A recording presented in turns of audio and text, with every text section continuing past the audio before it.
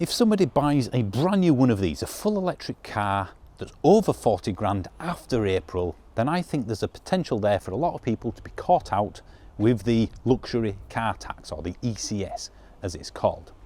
One option can trip you over the barrier, so you end up paying a lot more than you think.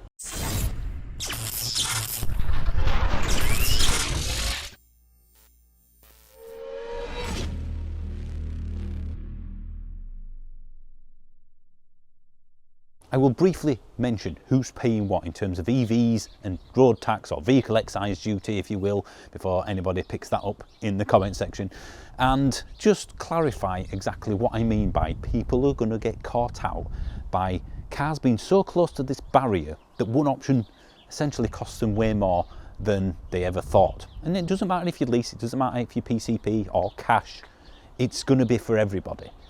This is changing, and again, it will catch people out. So beware, I guess, if you're buying a brand new EV after the 1st of April, that this may be a thing. I hope it won't be, and manufacturers will pay attention, but it is quite likely a lot won't change anything. Now, of course, I can't stand here in this freezing cold next to this EV. I need to go somewhere a little bit more holier and whiteboardy. Let's start with who's paying what, because there's a ton of misinformation out there, especially on social media, funnily enough. And news articles like this don't help either.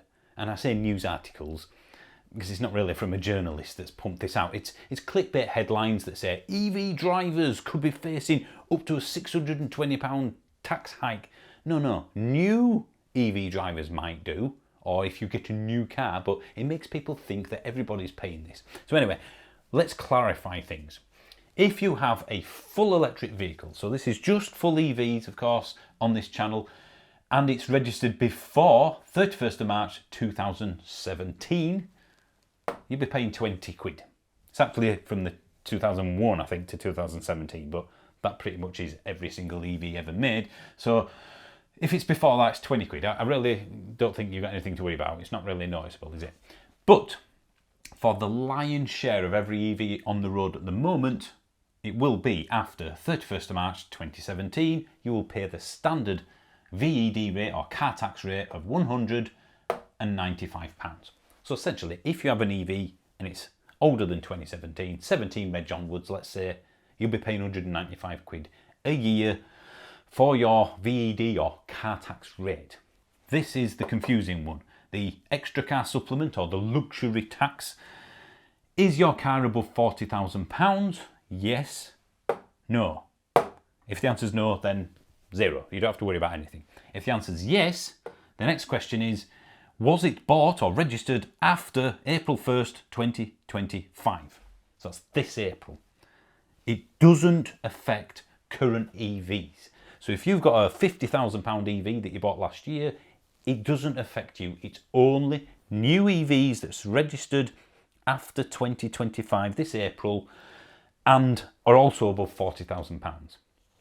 So if you do buy a brand new EV that's over 40 grand, you will pay £425 on top of the £195.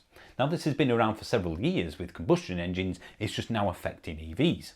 Damn freeloading EV drivers. For the first 5 times you tax that car, you'll pay £425 on top of that. End of year 1, 2, 3, 4 and 5. Now, this has gone up, the standard rate. I imagine if you watch this in a few years' time, that will be probably 200 and something because of, well, inflation. Things naturally get more expensive. The £40,000 barrier, though, that's been like that since its inception for years. This, logically, should have gone up with that, but it hasn't. It's almost like people are, well, they're trying to make us pay more tax. It's like, Now, I mentioned earlier that some people will be caught out by this for brand new EVs. And it's because of the oddity of the pricing of new cars. Well, this affects all cars, but let's stick with EVs.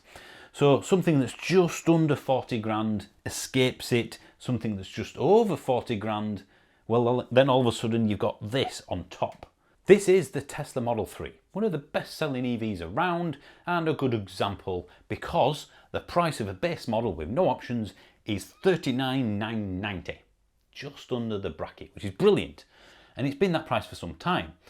However, I hope, again, that this will be changed by the time this video goes out or before the 1st of April. So this may have already changed when you're watching this. I'm using this as an example of something that is so close to the 40 grand barrier that, well, you want a colour, you want a tow bar, you want to change the wheels, you want a white interior instead of the black, I think, default one, the standard one.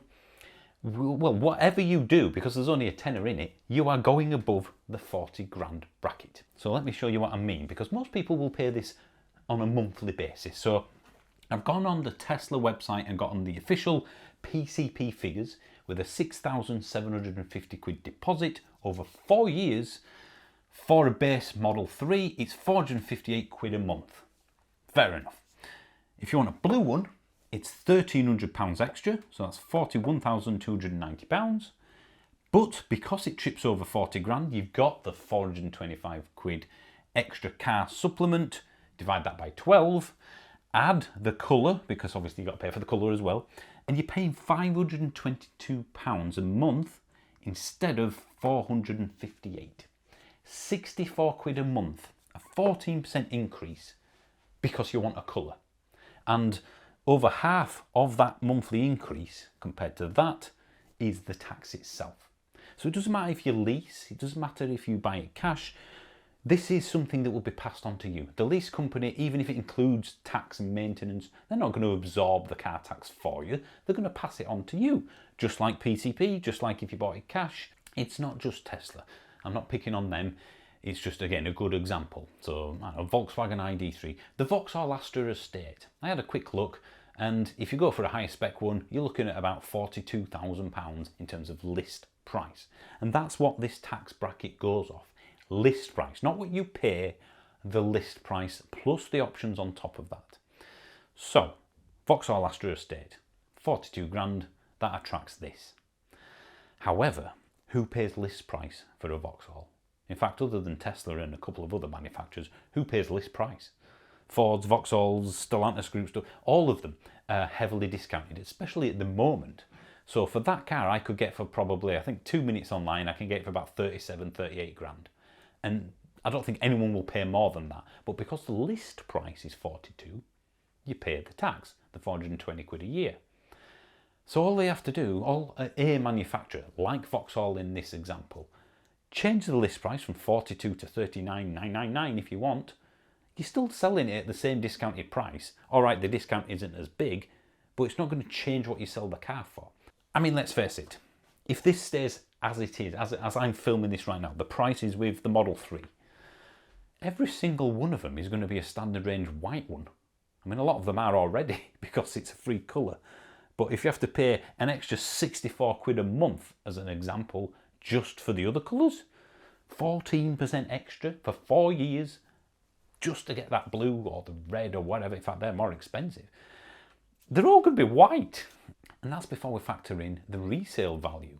And this will be affected, even though it probably doesn't make that much financial difference. If you buy a 3-year-old car, you've only got let's say two of this 420 quid a year taxes to pay, because it stops after the end of the 5th year. But it will affect prices. I guarantee you, a car like this that's sold just before this rate comes in April will go for at least as much, if not more, than one that's a few months newer, that will have the 420 quid a year on top of it. Because that's how people work. Someone will say, well, that's 620 quid a year, even though that's a 6-month older plate, although the car's only a couple of weeks older, I'm only paying 195 quid, so I'm going to go for the cheaper one. It will affect the resale value of 2025 cars. I have a car in my garage. It's a V6 Audi TT Roadster, and that's about 340 odd quid a year. It's nearly 20 years old. It does less than 1,000 miles a year, and I'm paying 50 quid to tax it. Fair enough. But they sold at the very end of the run, some after 2006 in April. They attract, I think it's 700 quid a year, 700 odd quid a year tax. It's only 300-400 quid more than I'm paying, but they're going for cheaper, quite a bit cheaper than older cars, than 2005 cars, because of that extra tax. It does affect people's mentality. There is a manufacturer that's already changed this. I think it's the Abarth on their 500e. Even if you spec it up with everything, you're still under 40 grand. So things have started to change. I just hope that, again, common sense will prevail. So there we go. Hopefully now you know what you will be paying, what you potentially might if you replace or get a new car after April.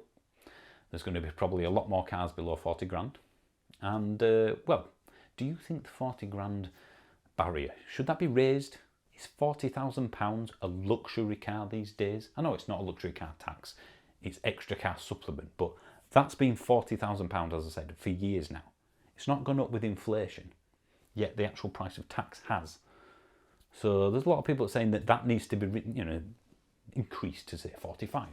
As a point of context, a brand new Volkswagen Polo with no options, base spec, base engine, starts at over £20,000. Cars are a lot more expensive than people think, especially if it's been quite a few years since you last bought a brand new one.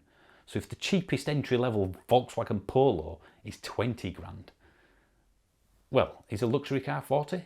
I don't know. It's for the discussion in the comments, so I look forward to that. I look forward to the usual haters that say, well, it's ridiculous, it's about time, these freeloaders, blah, blah, blah.